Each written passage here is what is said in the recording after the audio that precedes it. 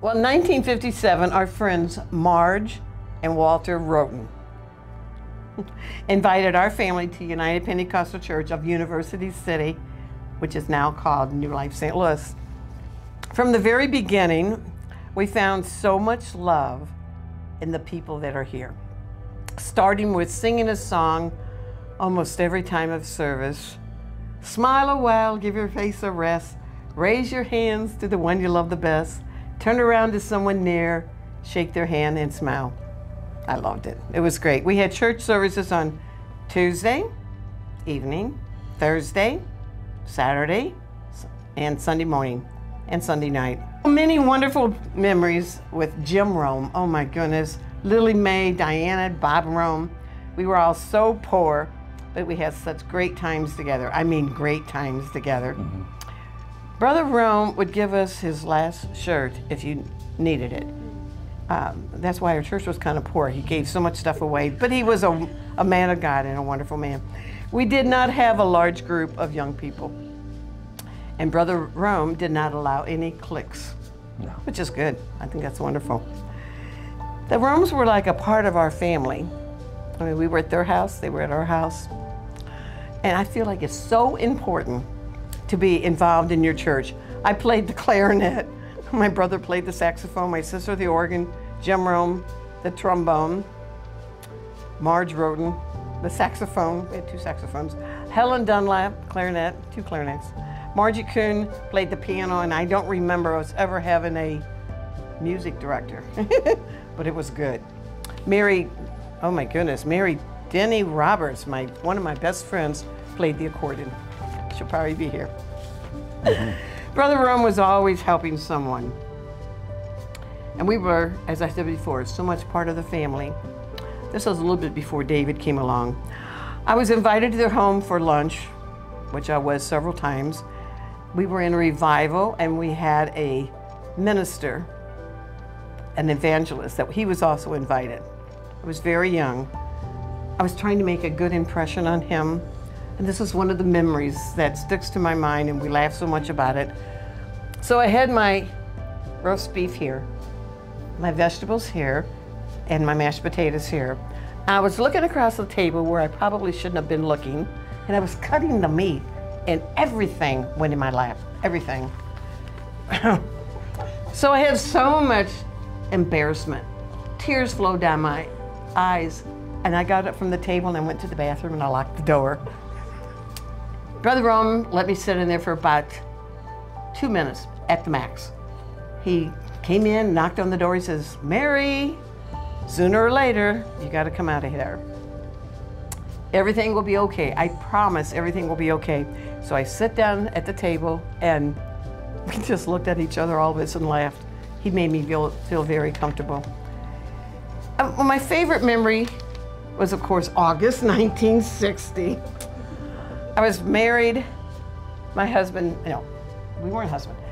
David and I were married, and our pastor, Guy Rome, married us. Oh my God, 63 years. I'm so old. Help me God. My husband volunteered for almost 12 years at Archway, which is a drug rehab down in the city, helping these poor souls find Jesus. Wow. David was a trustee for many, many, many years here until finally he gave it up. And then he served on the church board and the school board, which he still serves on the school board. Together we volunteered about 31 years at the nursing homes. 4 different nursing homes. We averaged about 50 at our nursing home because we took them out to lunch a lot. So we had lots of singers, and we had people from Gateway College come, students come and speak, and 6 different religions.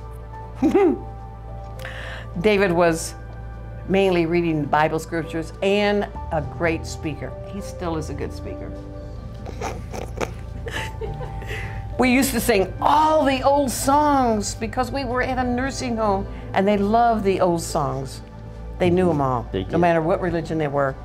After retirement, this has been about 23 years ago, I volunteered with World Network of Prayer.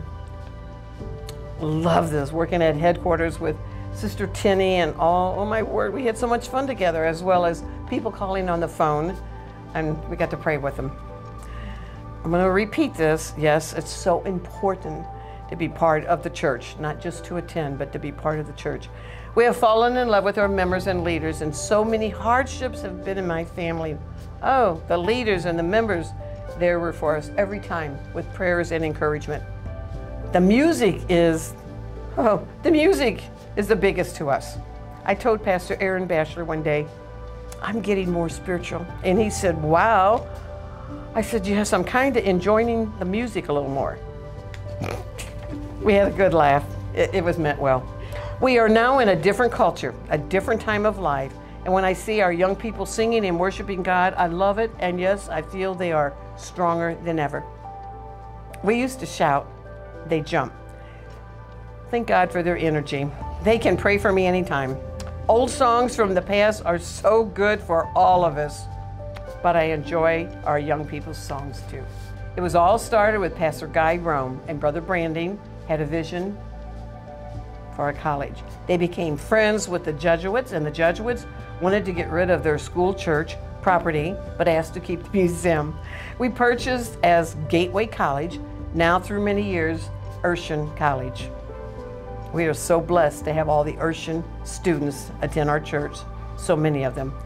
Yes, Pastor Guy Rome had a big vision. A tragic time with our son, I called Pastor Jerry Rome. I called Jerry Jones, who was then our pastor, at 9:00 p.m. Never done that before.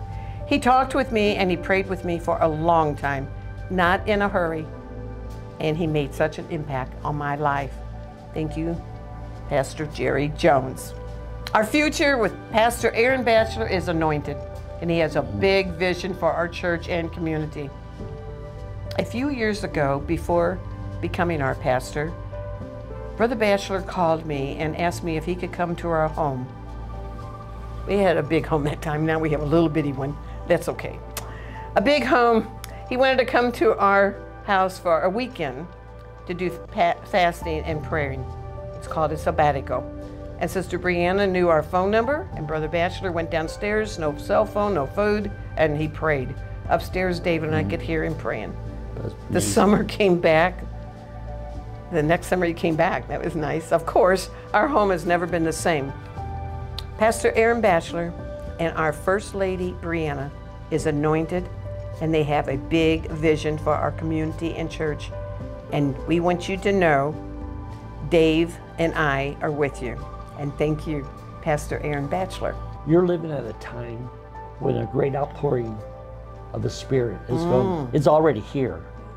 And I think our church will be right in the mix of it in our area. I was going to say on there, when we were on there, I was going to say any young person, any of them that are out there, any young people, and you're going through a struggle in life. Life is a struggle. And if things are going so fantastic for you right now, wonderful.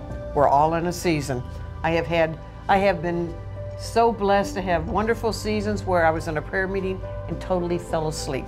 I was so relaxed. So we all have good seasons, but then sometimes you may not be happy in life. You don't even know if you're going to make it or not. You will make it. You can go through anything. And the people at church, if you don't know anybody else to call, you can call me, you can get my number from church. I'll pray with you specifically, or you don't have to even tell me. I'll pray with you, because God has got something for every single person, every single young person. I never struggled when I was growing up. I didn't struggle. It's hard, but you can make it. You can make it. Okay.